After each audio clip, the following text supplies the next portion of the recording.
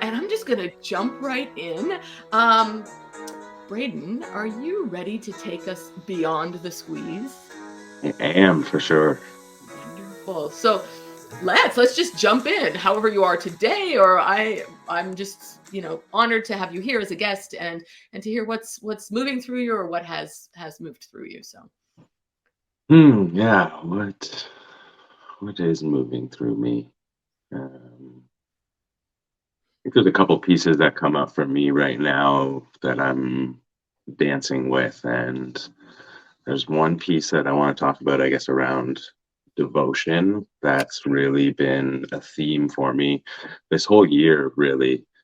But it seems to be deepening as I get deeper into the year of like what devotion means to me and applying that to my individual practice, to my relationships, to my business, to all areas. And then there's a piece that's like come out of that as well that talks about the the void, the darkness. So I know, you touched on as we were chatting earlier, which I agree with. Like the lightness of life is what really can kind of keep us going and brings a lot of, well, just having the laughter and the joy and the giggles is really allows us to keep moving through some of the density that life has to offer. And there's a piece now though that I'm being called to also be a oh, shadow and transform that into being okay with the dark sides of humanity as well, and even being light with that. so you brought up a few things. Let's go with I want to hit on the dark with humanity. I want to go there first, and then we'll go to devotion because I think there could be many different levels and when I say levels of people that are listening, depending where you are on your journey. So let's just explore what is the when you say something like that, the darkness of humanity. I'd love to explore that a little bit. Yeah. um, for me, what comes up, I guess, is shadow work, right? And there's a lot of the parts of ourselves that we tend to want to hide, or we've been given stories that says, you should act this way. Like for me as a kid, uh, I was always encouraged to be a good boy, to have good manners, and to be respectful. And these are all great lessons to learn. But when I was angry, when I was sad, when I was having some of these dense emotions, what was communicated was to go to your room, and when you feel good again, you can come back. So it's like when you are angry, you don't belong in our family, Okay. and you only belong when you're in this light energy. And that starts to like create this shadow where I have to suppress anger, and I have to suppress these feelings that I have that are shame and guilt and these kind of stickier emotions that come up. And so darkness is to me taking those things out of the shadow and being able to understand that I am angry sometimes. I am, you know, seeking pleasure in ways that are not necessarily going to be like light and happy and make everyone feel good. That there is this like raw, unfiltered part of me that might rub some edges for people, and accepting that and not putting it out onto people in a shadowy or a boisterous way, but learning to wield it skillfully so that I can apply it in parts of my life, whether that's sports or in the bedroom or with my brothers, in these different areas where it is safe and people are willing to go there with me. Hmm. I like that. Yeah, you're right. We so no different as a girl growing up. Being happy in the house was the approved thing, right? Like that was okay. And for me, and I'm not here to speak about my siblings. There were six of us. Oh, How wow. for me, it definitely was. I was the fifth youngest, and I was like, oh my gosh, I'm not, I'm not going to say that. I'm not going to do that because I could not only sense, I was very empathic and still am. However, I knew the ramifications, and I was so disheartened, right? That a child could be hurt, that a parent would be yelled at, that, we weren't a happy, cohesive, loving family all the time. Mm. Um, and yeah, that's something I think we're all really, when you get onto this journey of delving more and more into your self-awareness, you start to look at. And yeah, the discovery that comes up of what we continue to carry as those stories, and finding, how do we find these places where it is safe for us, right? In whatever form of community. It may not be with our own family anymore, and a lot of times it's not, and some people can work through that.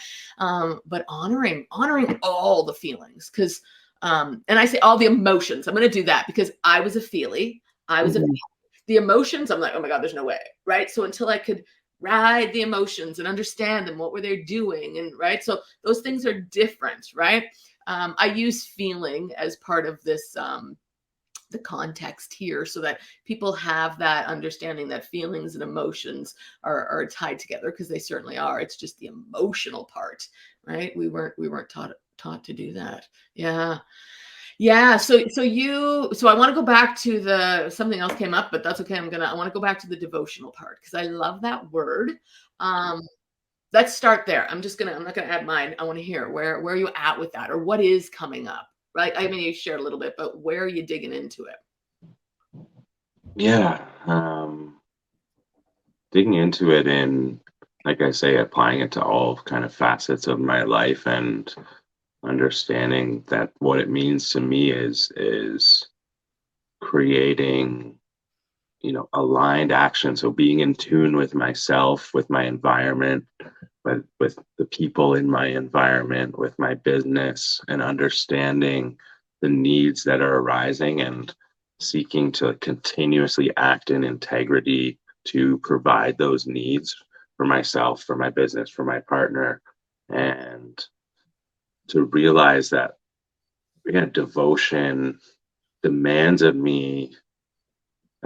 There's a sacrifice. That's where it brings up this darkness, right? Because there's parts of me that it's like, oh well, when I'm devoted to myself, to my body, to eating well, to moving my body, to giving myself the time that I need and the structure that I need in a day. Well, there's these other desires that I have, like, oh, but I also want to, eat cookies because I love cookies and they taste great, but I can't always let myself give into that because of this practice of devotion. And so it's learning to sacrifice some of the pieces of what my desires are. Same in business and same in relationship. It's like I have, a realm of desires, but when I really tap into that energy of devotion, there's a piece that helps me to refine, what is my direction, where are we moving towards here, and that keeps me focused on what the next step is to meet those needs. Does that make sense? Hmm. I mean, I think, and I often ask sort of questions as I'm doing this, so that I'm curious what other people, what devotion means for other people. And I think what Mm. comes up when you're speaking about it, there's a few things. One, um, commitment and devotion, right? Like for me, it was always, commitment was a difficult thing.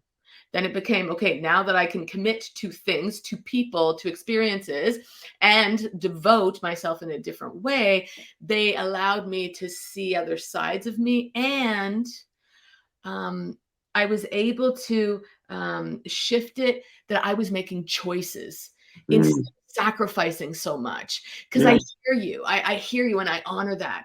And I know for myself, it was, and this is, I guess, the thing, we're trying to put this end to suffering and sacrificing. And it's like, when I, and you yourself, whoever, stand in that place of more and more self-awareness and Mm. self-compassion and acceptance, we get to make choices all the time. Yeah. Yeah, so kudos for moving through that and feeling that. And I think you play in this world, and I'm saying that because we've never met. I'm just getting a bit of a sense that you understand that we individually run energy, and we're running collective energy, right? Yeah. Totally. So for those of you that might not know that, I'm happy that you even chat on that. It was just around these two things are running, and a lot of times I would get sort of stuck in the, okay, which part of this is mine, Donna, right, and which part of this is the collective, which is Donna as well. However, so that I was able to make a distinction, and not get, I'm going to use trapped in an energetics, that wasn't really mine to continue to run, right? Like I could run what I needed to for me. So yeah, does that bring anything up?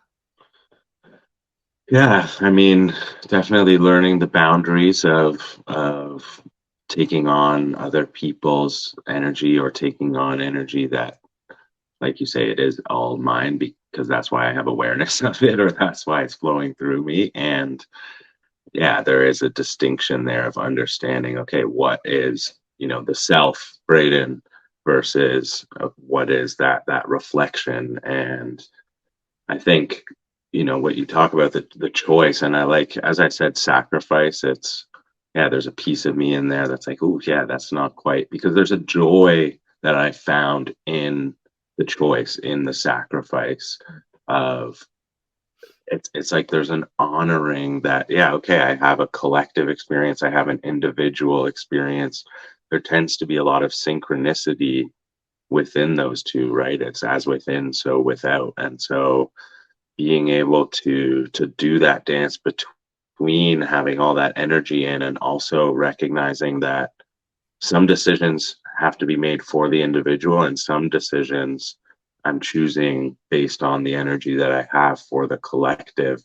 And so that's kind of where the sacrifice can come in. Sometimes it's like, well, there is a bit of a sacrifice or a choice that has to be made, one or the other. And I'm starting to find a sense of joy in sacrificing things that I once held so near and dear, but now that it's more about being of service to the collective, being of service to my highest goal, which is going to serve the collective also. There's this excitement that I have, and I'm able to move into the grief of letting go of like the parts of me that I would normally have given energy to, that I'm now saying, okay, we're not going to choose that because of the mission that we have here based on the energy we're feeling. Right.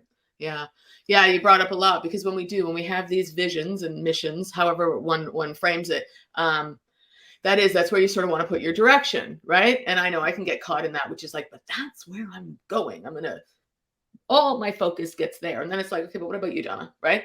And it's learning that for me, because I used to silo things, right? Like I was like, no, this is it. Right. And then then I'll do this and whatever, instead of how do I flow in that? And how do I really balance all of that out? Because I think at the end of the day, that's really what we're moving and aiming towards. So you had said something earlier about your brothers. Is this your brothers, like sibling brothers, or is this your guys, friends? And Yeah. I'm just going to use it there because I think I know, but I want to throw that out there so that you explore that a little bit.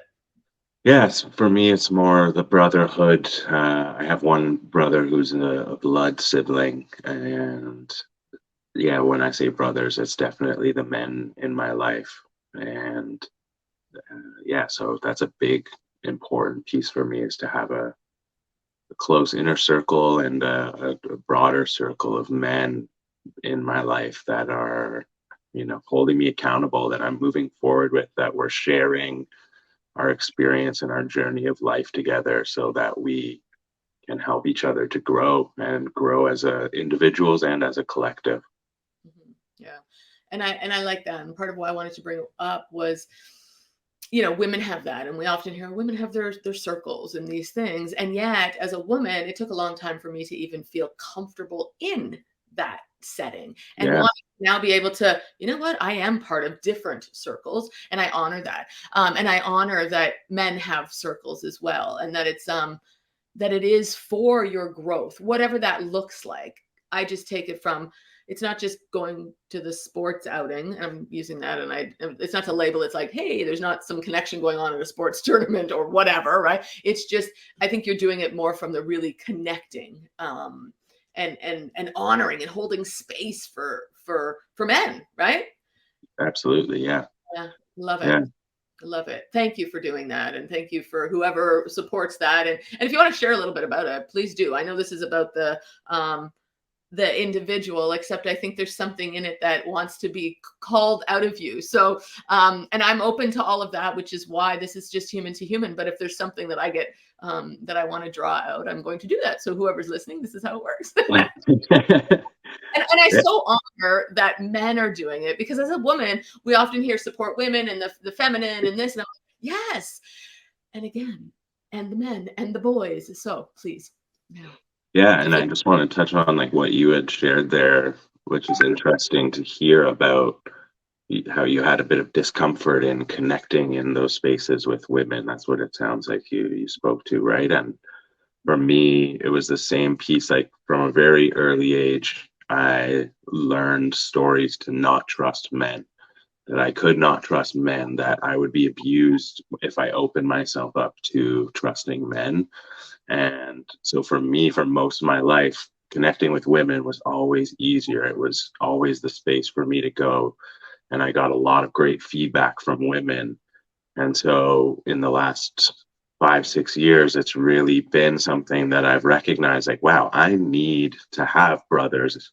I need to have these connections so that I can sharpen my masculinity, Mhm. because I've been constantly seeing the masculine through the lens of a woman. And there can be a lot of great aspects to that, but there's also a lot of limitations to that. And so, yeah, I started a men's community here in Ottawa.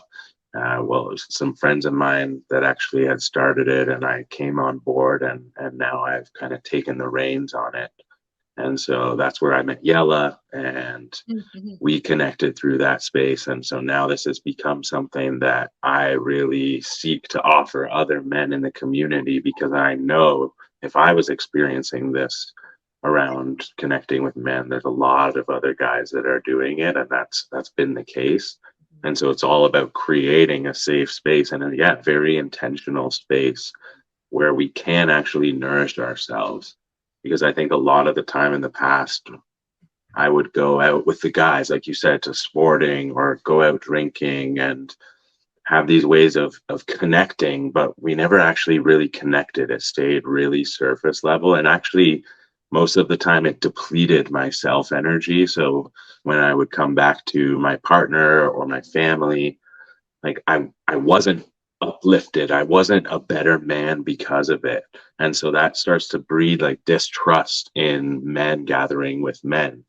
Whereas when we're actually going into a space that is intentional and that is focused on that nourishing that connection and creating safety, when we come home and back to our regular lives, like the people around us can feel that, wow, this is actually benefiting this person, and it brings them to a better sense of taking care of every other aspect of their life. So now I can start to like feel trust in this man to man connection, which is what I really want to like breed more of in our culture, is more trust among men. Mhm. Yeah, and trust among women, and I often use it as well. And what I want to say, I use it as what came for me was, where am I not trusting myself around women, and why, and going into those beliefs and those stories, and really unraveling and taking that self awareness and really asking some different questions, because that's how we do. We're able to pull that next piece out, and then where are we at, and what are we able to, like, what's the next step? Because I was also somebody, I'm like, I gotta jump that far ahead, and then I was like, okay, but yeah, missed all these other things in between, and right, which was part of the why the connections aren't deepening, right? Because there was reflection, and of course with a big threat of judgment that would come along with it, or whatever the story was, right? So yeah. Let's talk about a practice or two that you do, because I like when people share, whether that's something you do with the men's group, or just this part, I think, is really more you, you independently, so that people have something that they might be able to do, whether it's when they wake up or just midday if something comes up. What is something that allows you to just refocus back into you, or yeah. Yeah, I mean, it's a basic practice, but the core practice that I've had the most opportunity for growth from is journaling. Mm. Yeah, I took it from the artist's way. Mhm, mhm, mhm. And so the morning pages is a huge practice that I wake up and stream of consciousness writing for 3 pages in my journal. And that just helps me to clear out the clutter of my mind and get focused for my day. And yeah, it's something that I come back to throughout my day where if I feel emotion coming up, if I feel anything that needs a bit more attention than what I'm able to just offer it in a moment, I go to my journal and I start to have this dialogue. Mhm. And as I've grown, like internal family systems therapy is another big piece that I've kind of integrated into my life. And so yeah, having a dialogue with all these different parts of myself, and so being able to address different parts of myself through a journaling practice, it's like having a conversation with someone that I can really begin to understand what my needs are, where these emotions that I'm experiencing are coming from, and to start to develop trust and safety within myself through that. So yeah, it's been a huge practice for me that I have not let go of because of how impactful it's been for me. Mhm. Love it. It's so I'm smiling. So anybody that's listening, just how all this self-awareness comes about, because I'm honored that I get to have people on as guests. However, I'm consciously doing my work at the same time. I run programs, which is like, okay, what's mine? What's piquing my, and you're probably I mean, I've been pre-recording, but you're probably like the sixth person that says they do journaling. And I'm like, that's not me. I mean, I journal it, and I do lots of contemplative work and different, and I love paper, and I have things and I've got them around the house. Like I'm a paper, but it's what's coming up for me is, okay, Donna, sit in. Is that for you? Is that them? Is that something? Because again, we're mirroring each other in many ways. However, you're the first one that piqued something else for me around the perspective that you do it, which is because again, I'm not someone that sits. If I journal, I'm speaking me to my higher self, and I'm trying to get it from that perspective where you laid it out, which is, okay, this version of me, right? So I love that. So it's something I'll explore. And when I use the word practice, for anyone that's listening, I do put the intention behind it that it's something that I'm going to practice for a while, right? Mhm. Because otherwise we stop ourselves too early on, and it's like, oh yeah, no, that's not for me, right? I mean, I'll sit first with the intention, okay, was that mine? Is that Brandon's? Is that just everybody that's coming through? And that's the word that keeps, I keep hearing, or is there something there for me? So love it. So if anybody that comes across this is like, what is all this about? And what's the part of the underpinning? And how self-awareness works is when you get to certain stages in your life, and this is how it works for me, is I do have a program that's run, and I do have my conscious awareness observing things that, oh, okay, what are the pieces in someone else's experience that I am part of that, right? Because we are part of that. It's just I look at what's the activation happening in me. I've changed it a lot from this trigger or a barrier, but what's being activated so that I myself, which I invite everyone to do, and why this is all coming about, to just go in a little deeper.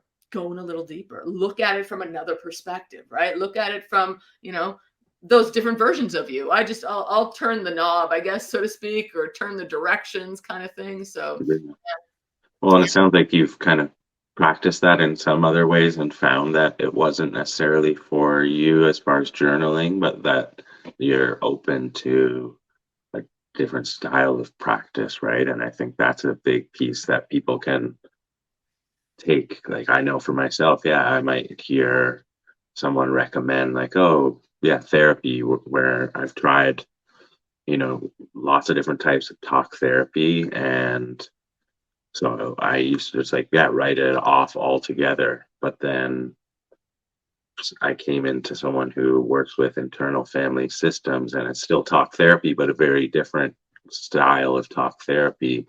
And so it's like, oh, okay, opening myself up to that practice and trying that, because it's not, yeah, it's something slightly different than what I have experienced already, right? And so not throwing the baby out with the bathwater and just being like, oh, journaling's terrible, or oh, therapy is no, it doesn't work for me. Yeah, and this is great, and I know we could go on for a long time about this, but that's why there's so many practices. And I remember speaking to someone not too long ago. It was like, I do this and I do this, and I'm like the queen of I've tried it all, right? It wasn't until I really delved into more of the neuroscience behind it. Around it takes 90 days to change a neuropath, to change a program that we've got running. I mean, that was I've been doing that part for years, but that's where I say put it into practice, whatever that is for you. If you consistently do something for 90 days, you'll be able on the other side to really have given it, you know, given it time to integrate. We need to integrate and transform and really transmute some things. And again, it's not necessary by any means. It's just we all have these, or we start to build bigger toolkits, right? And that's where I like to sort of just go into it and little by little see what comes out of it. So yeah. Well, thank you for this, except we're still not quite done, even though it's just I want to hear, you started out because our conversation before we started recording was around the lightness. However, I would love to hear something, where is it? I mean, we've talked about lots of pieces on the other side, but let's talk about, are there things that you do find the laughter? Like, is there an experience that you've had that I'm like, oh my God, yeah, right? That you laugh about with yourself, that you honor it? I don't know. We all look at it from different lenses. So anything funny to be laughing with yourself? I don't look at it as laughing at, right? I'm like, I used to be that person. I'm like, no, now I'm laughing at me. I'm like high-fiving myself that I got that, right? Yeah. I mean, yeah, I weave play is such a big part of my life and my practice, and I mean, I want to sink into my inner child and let that like unbridled play, joyful nature come out in all moments. And so as far as like laughing, I mean, yeah, there's a piece just even that I shared recently online around, you know, sexuality, and there can be a lot of where men, the piece that I had shared was like making a joke around a man not knowing where a woman's clitoris is, and just like being able to play into some of the things that we struggle with, or that like the collective struggles with, and kind of extending that out to something. So it was like, oh, and I was playing with a kneecap, and it's like, this is a kneecap, like, and then going up to a belly button, and it's like, okay, being able to blow something so out of proportion, which I find super helpful in any scenario where it's like, if I'm getting too serious about something, can I just think about it in an extreme way? And that usually makes me chuckle a little, and then it brings some levity around to it, Yeah, so true. And I mean, the play is so important. And I'm one that I'm like, with my friends, I'm like, we have to dramatize this. I'm like, make it whatever so that you feel into what could possibly come out of it, right? And I think as we honor whatever the experience was, because I don't know other than what you're sharing here, it's the knowing that you're doing it for the lighthearted approach, not from a derogatory or anything else, because that's the thing that opens up for everyone, right? And it's like, hold on, each of us moves through whatever that is for each of us, and what are we learning in these experiences. But it's so true, right?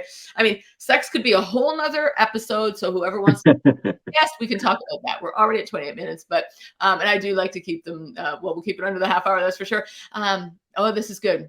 Yeah. And again, you're smiling through it. And I will continue to just offer to everyone the, keep giggling, keep growing, and keep shining bright, because the laughter, what it does to your chemistry is incredible. And I think what it does is it continues to open up your being, right? Your physicality, and, starts to light things up. So I'll be inviting everyone. And I think I better be doing that soon, because I think I've mentioned it a couple of times on why that happens, and how it may support others to really find practices to be more lighthearted, more playful, be like a kid. I know I've been a big kid my entire life, and you know what, I've adulted a lot, but it's now, how do you blend both of those things together? So yeah. Totally.